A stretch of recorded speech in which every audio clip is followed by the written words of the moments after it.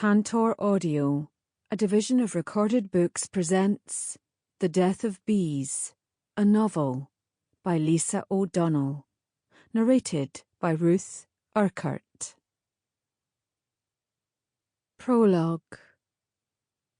Eugene Doyle, born 19th of June 1972, died 17th of December 2010, aged 38. Isabel Ann MacDonald, born 24th of May 1974, died 18th of December 2010, aged 36. Today is Christmas Eve. Today is my birthday. Today I am 15. Today I buried my parents in the backyard. Neither of them were beloved. Winter.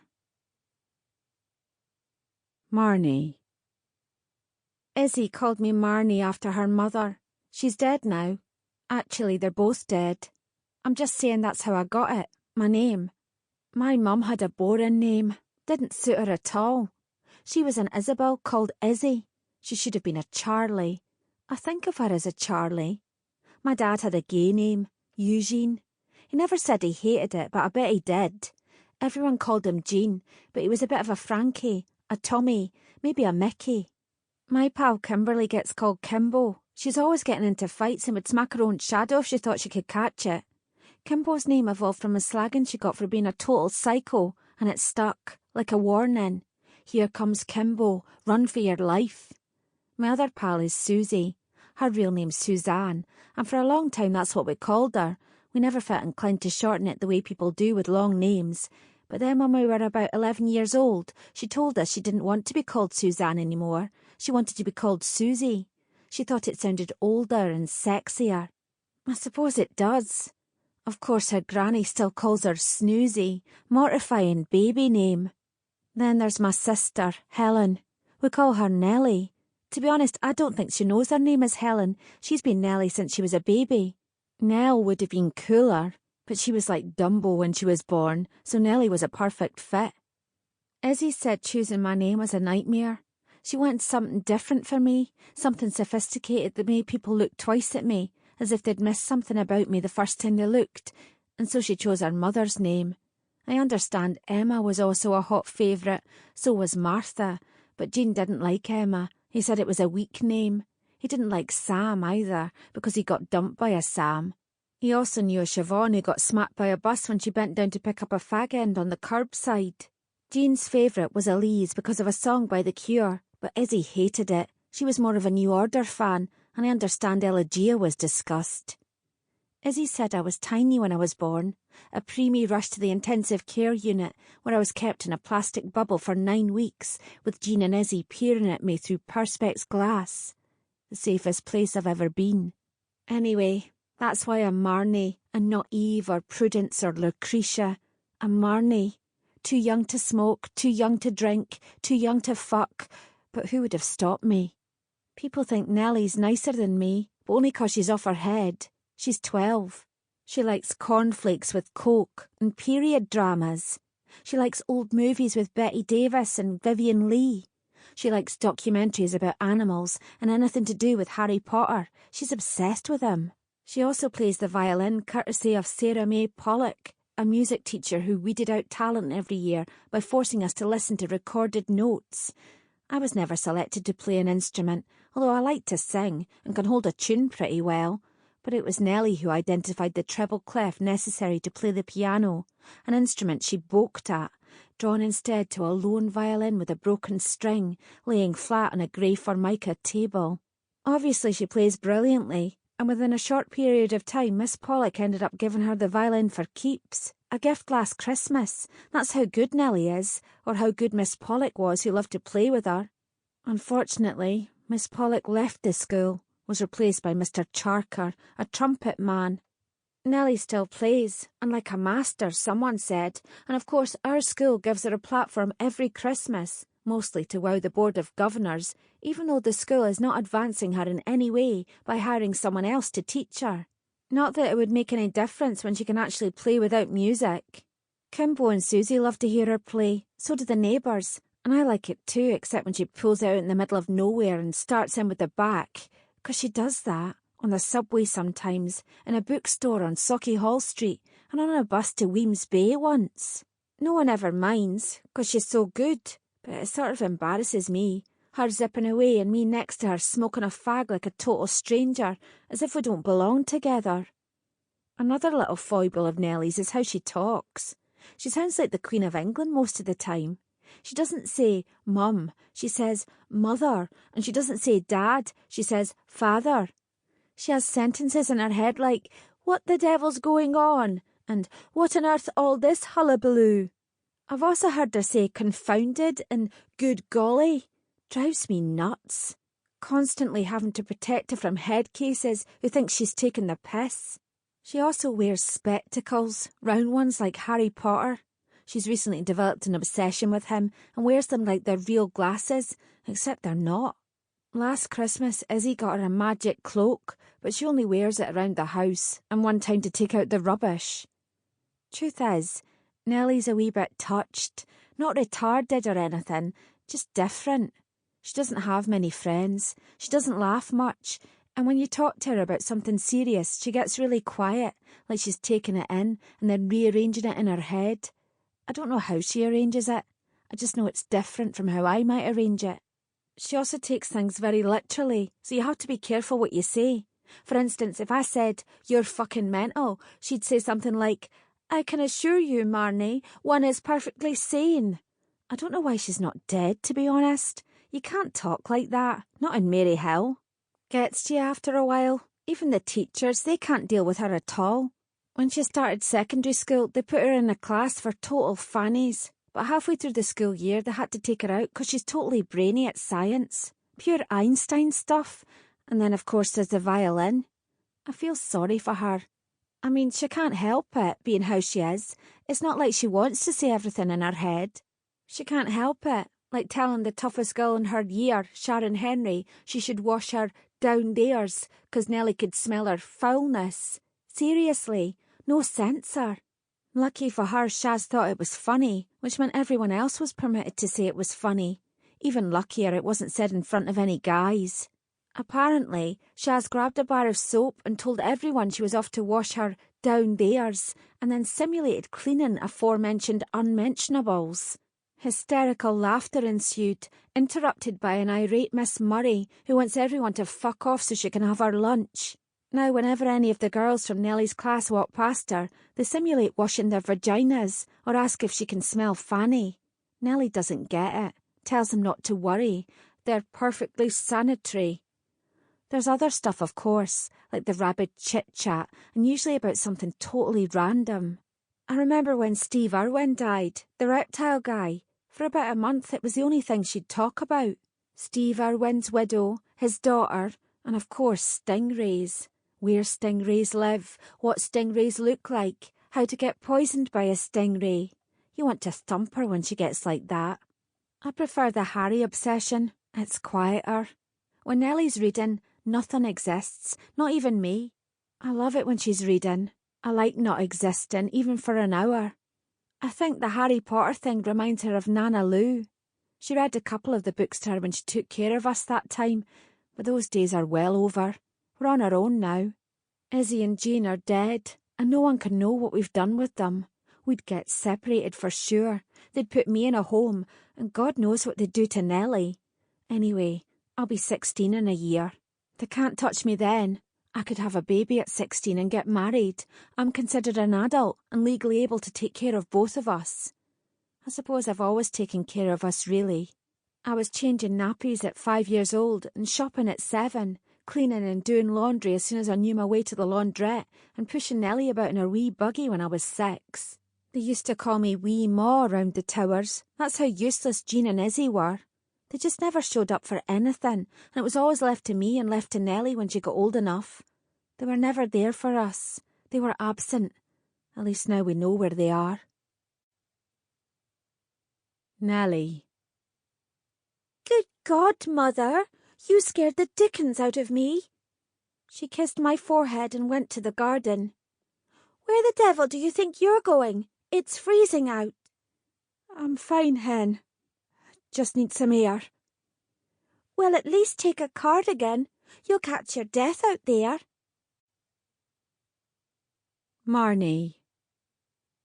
Izzy's reaction to Jean's death was totally unexpected. She wouldn't let us call an ambulance and lay there cuddling his dead body, stroking his hair and kissing at his cheeks like she really loved him. It made me sick watching her like that. The next day, when I woke to silence, I thought she might have left in the night and done a runner like she always does. Instead, I found Nelly in the kitchen sucking on cornflakes and Coke. When I asked where Izzy was, she nodded toward the garden. I only had a t-shirt on, and it was freezing outside, so I grabbed a cardigan. We have a pervert living next door, and the less he sees, the better. But Izzy wasn't in the garden, and the shed door was open, so I make a barefoot run, and that's where I found her. Or where Nelly must have found her before returning to her fizzy cereal. Izzy had hung herself. When I went back to the house, Nelly was still eating. I told her Izzy was dead. Well, that's torn it, she said. I explained what would happen to us if welfare found out. She nodded. I told her we had to bury them in the garden. You think that's wise? She said. Course it's wise, you fucking balloon. Before we buried them, I checked their belongings for money. Jean had half a tab and some receipts. I don't know why he kept receipts. He also had a banker's card with his PIN, 4321, written on a label stuck to the inside of his wallet. Seriously. Izzy had a handful of change and some fags, a telephone number, some sleeping pills and some jellies or benzos. I kept the fags and tossed the pills, but then I thought I might make money from the pills, so I fished them back out of the trash and sold them on. I also kept her purse. I was there when she bought it. Calvin clone. She also had 40 quid. Thank God. We would have starved otherwise, because there was fuck all in Jean's account. Nelly. Marnie makes me do things I don't care for. Says all kinds of ghastly things. Dead, buried, over. But must she go on? Beastly girl. Marnie. Getting Jean off the bed and into the garden was a living nightmare. His face was swollen, as if someone had beaten the crap out of him, and he was sticky, like he was leaking venom. It was coming out of his eyes, his nose and his mouth, and the smell. I was gagging. We decided to wrap him in the sheet he was lying on. We couldn't stomach the idea of touching him again, but it was soaked right through with this syrupy fluid, and so we had to get another sheet, and that did mean touching him again. Rubber gloves would have been useful, but we didn't have any. All we had were woolen ones, so we used them instead. Jean's flesh was literally falling off him and ripping like paper in some places. Every time we moved him, he made a noise like a fart, except wet, and by the time we'd reached the top of the stairs, we'd had enough and couldn't bear to hold him any longer. At one point his arm escaped, limp as a rope. Nelly tried to cover it, but she accidentally caught his hand and his fingernail came away and got stuck in the knit of her glove. She balked then and couldn't take it any more. Neither could I, so we mutually agreed to push him off the top landing and let him roll to the bottom. It was the worst thing we could have done. He burst at the seams, body fluid everywhere, on the carpet, on the walls, a swamp of poison. You beastly, beastly man, says Nelly. We had to get a wheelbarrow in the end, stole it from the next door neighbour, then we spooned Jean off the floor and took him out back. Izzy was already in the shed, her eyes sinking into her head and her tongue hanging out, but still she didn't look half as bad as Jean, more bloated and less green, a sort of damp blue colour. When Nelly saw Izzy she burst into tears, then she threw up, really threw up. I was on autopilot. I wanted them buried and gone. I didn't have time for tears.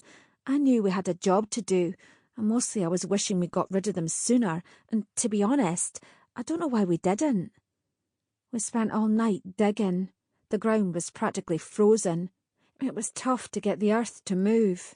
We also realised there wouldn't be enough room for both of them in the grave. We'd forgotten about the earth we had to put back in the hole to actually bury them, and since Jean was the smelliest of the two, we decided he was to be buried first, and Izzy we squashed into the coal bunker, knowing she'd decompose but be accessible for the pouring of disinfectant when necessary. But a week later we had to scoop her into a bin bag and shove her under the shed because she was leaking across the cement. Last thing we did was pour bleach over them, a lame attempt to disguise the stink they'd left behind, though Nelly insisted the cold would be enough to keep the stench at bay. Then we went inside to purge what remained of Jean from the stairs, but no matter how we scrubbed we couldn't remove his stain, though we scoured until the colour left the carpet and the skin on our knuckles burned blood. That's when we decided to pull the carpet up and got a knife and ripped every inch of it from the stairs. But even with the carpet in the bin, the scent of their death remained in the house. When all was done, we covered Izzy with 2 sacks of coal and planted lavender on top of Jean, not out of sentiment, you understand, but to better hide what was buried in the earth. The saleswoman at the garden centre said lavender grows fastest and has a strong smell, but worried about the weather being so cold, suggested we wait till spring. She said we only needed a few bushes, but they were so small we bought more. We needed to cover the grave. She also said that lavender attracts bees and not to plant it next to a door. Then she went on about how the honeybees were becoming extinct and how sad it was for the environment. Nelly was freaked by that and talked of nothing else for about a week. Eventually I had to tell her to shut the fuck up about the bees, which I felt bad about afterward, but she was really getting on my nerves and was constantly asking questions I didn't know the answers to. I mean, I was making up all kinds of shit at first. The bees have migrated, the bees are evolving into another species, but then it got too hard and my answers were scaring her. I might have said something about global warming coupled with her nonsensical end-of-the-world theory. I don't know. She just makes you feel like you have to know the answer to every fucking question she has. In the end, she gets me in a corner, goes right up to my face, not even asking anymore, but demanding an answer. So I gave her one. I don't know a fucking thing about the honeybees, so stop asking, I say. She stopped then. Hasn't mentioned the bees since, not one word. But I know she still thinks about them. Nelly. My father, a loathsome, malignant type of a fellow, sat me on his lap in the night time, said he loved me. Later I find him spent, stagnant, unclean, crumpled on an unmade bed.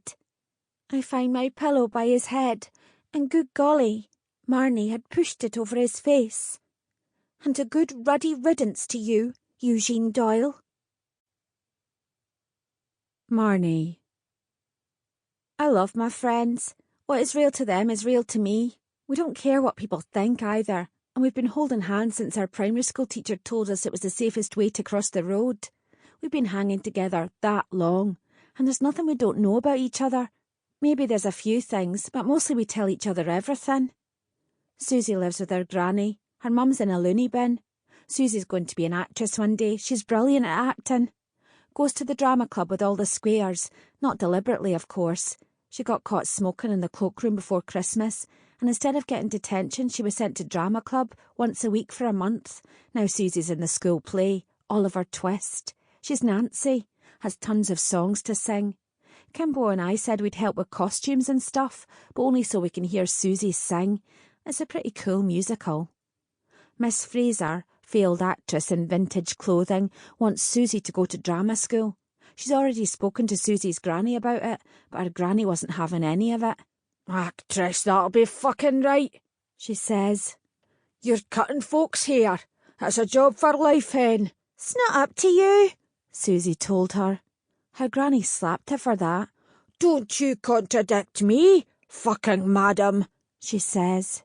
Susie was fuming for days. Says her granny can go fuck herself. Not to her face, obviously, just to show us how serious she is about acting.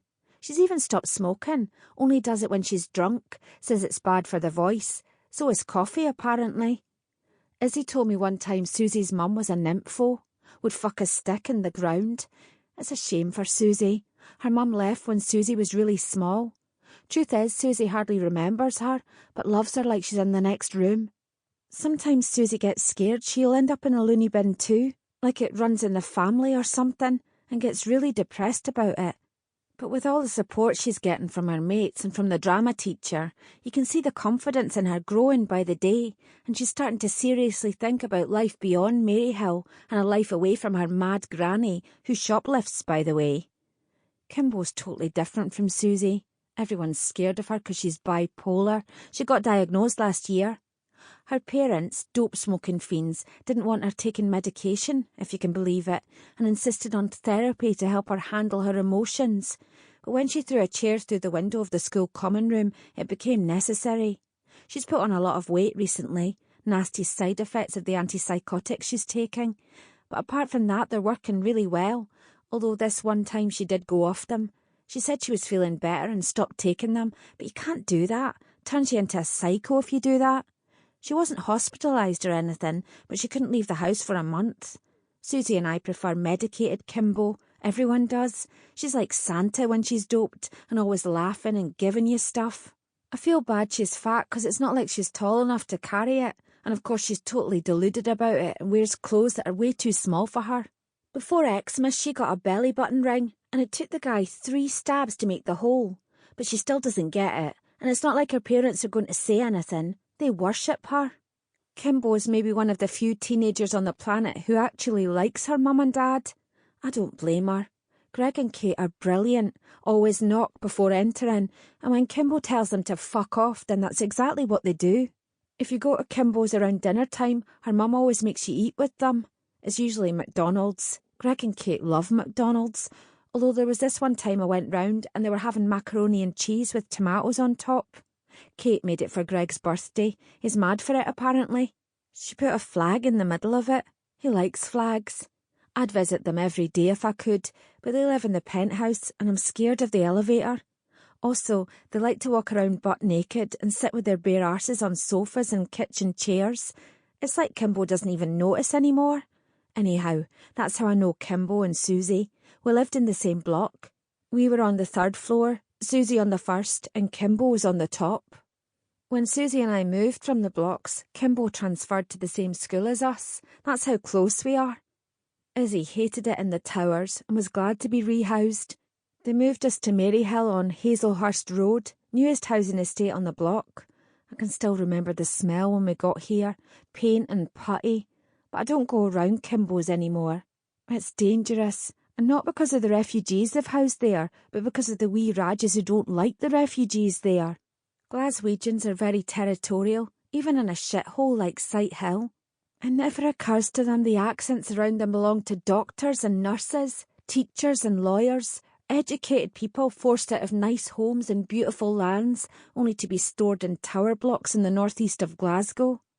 I mean, seriously. Imagine losing everything you are and everyone you know, to have survived rape, starvation and homelessness, to have escaped death at the hands of genocidal maniacs, only to end up in a mouldy housing estate. Now we have immigrants with university degrees and doctorates prostituting themselves, selling drugs and doing whatever they must to survive the hell we call asylum.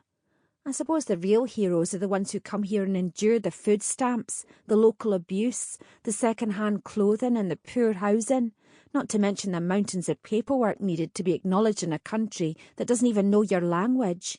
But the others, the ones who turn to crime to survive, who form gangs to protect themselves from the daft arseholes who battered them senseless when they first came here, they fight a new enemy, and with the same stealth that drove them from their countries in the first place. There's this one guy called Vlado, a big man who drives a BMW 5 Series, and when I say big, I'm talking 6'4" of the guy. He's not a main man, obviously. He works for someone with no connection to Vlado should the shit hit the fan. Kimbo's mum totally fancies him, called him Salty. He apparently comes to the block sometimes to hang with Kate's friend Sarah, and not often, but enough to make Kate jealous. Kate said Vlado used to be a teacher. Now he's a supplier to fuckwits like Mick the ice cream vendor, who is supposed to receive and sell. Once he sells, he gets a cut, then Vlado gets a cut, and the rest goes to whoever Vlado works for. Kate said Vlado lost 2 daughters and a wife in the war. She says they might be alive somewhere, but he's too afraid to find them, and he's scared they might have been taken to one of the rape camps. But then Kate says a lot of things. She likes to gossip, basically, and in my experience, she rarely gets her facts right.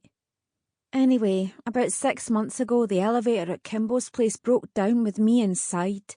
I was stuck for over an hour waiting for someone to fix the thing, and I'm not good in enclosed spaces. I totally freaked out, and when the doors finally opened, Kimbo's mum had to give me a joint to calm me down.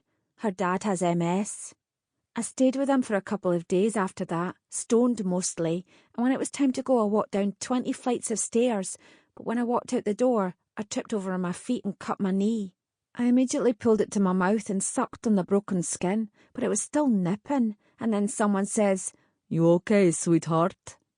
It's a kind voice, like Italian but not Italian. That's when I see it's Vlado. He gives me his hand and pulls me to my feet. I dust myself down, fix my top and give my bra a lift. I start gushing then. "God, I'm such an arse, so embarrassed. Sorry, you're Vlado, right?" I give him my best smile, a little wave. "I'm Marnie." He says nothing for a moment, just stares at me. I can see his face darken then, and he gives me the once-over, head to toe. You know, the way men do. Except he's not looking at me like that. He's looking at something else, and it makes me feel nervous and self-conscious, like he doesn't quite approve of me, and it makes me fidget. I can feel myself redden, especially when he lets a whole minute pass. "Go home to your mother," he whispers. He's disappointed, and I can hear it. Then he says, "And get a band-aid for that knee." And then he walks away. His words sting for obvious reasons, but more than that, there was a kind of derision in his voice, a little laughter. When I turn to the glass door, I see a translucent self staring back at me. I quickly scan my appearance and search frantically for whatever it was that might have offended him. The black pumps, my ripped leggings, the greys on my knee, the pink Letterman jacket I borrowed from Susie. I curse myself for not wearing heels, but I was walking down 20 flights of stairs. I would have broken my neck in any other shoes. I wonder if it's because I'm not wearing any makeup or any lipstick, and I feel embarrassed then. I always try to look my best, and on the one day I don't, I crash into someone like Vlado. I haven't been round much since then. It's a shame, really, because you should see Kimbo's view, especially at night. The whole of Glasgow lights up like a Christmas tree. You could forget where you are with a view like that, and if it wasn't for the constant echo of sirens and screaming in the stairwells, you probably would. Lenny. I've been watching them for days now, digging, gardening, hulking years of waste from the bottom of their scabby garden, a broken toilet bowl and a few traffic cones, a smashed-up TV and a rusted bicycle, a child's buggy and a ton of bin liners, and full of crap, no doubt. They're eager little beavers, all right. They filled the stolen shopping trolley to the brim, and afterward they planted lavender. French, I think. It's a funny little plant, lavender, but it won't take, not in this weather, although I was impressed to see they planted it well and kept it in the pots, spread a little mulch and then covered it with plastic. I don't know how they moved the earth. It must have been ice solid. They're cleaning house, it seems. There's laundry waving from the line and dirty water thrown from buckets. There's a lot of bleach and a lot of industrious noise, but no music. The youngest hasn't played in weeks now, and I love to hear her play. Quite the talent. Bobby hardly noticed, of course. The noises, I mean, not so much as a paltry bark. He's a little under the weather these days. I took him to the vet last week. He said he had mange. They gave him a bath and some antibiotics, an anaesthetic for the pain, but the poor thing can barely stand up. He sleeps all day, and the stink on him. He'd wake the dead. I'm starting to worry he might die. The vet says his sores are very bad, and in some cases septicemia sets in. He said I have to feed him fish oil and rice. I should have left him where I found him, really. A little white stray. He's like a terrier, and was shivering in the alleyway next to the bins looking for a bite to eat. Such a small thing, and so frightened. Your heart bled for him. I suppose there was no harm in taking him in. It just seems he's always ailing. The vet said to change his food. He says he probably has an allergy. I might do that. It wouldn't hurt to splash out a little, I suppose. I've grown quite fond of him now. I couldn't bear it if he died. I saw the girls using the infamous trolley and ridding themselves of years of filth. It made me think of last Christmas. The father pushing the mother like a baby in a pram. He was singing, remember? At the top of his voice. It was 2 a.m. Sample complete. Ready to continue?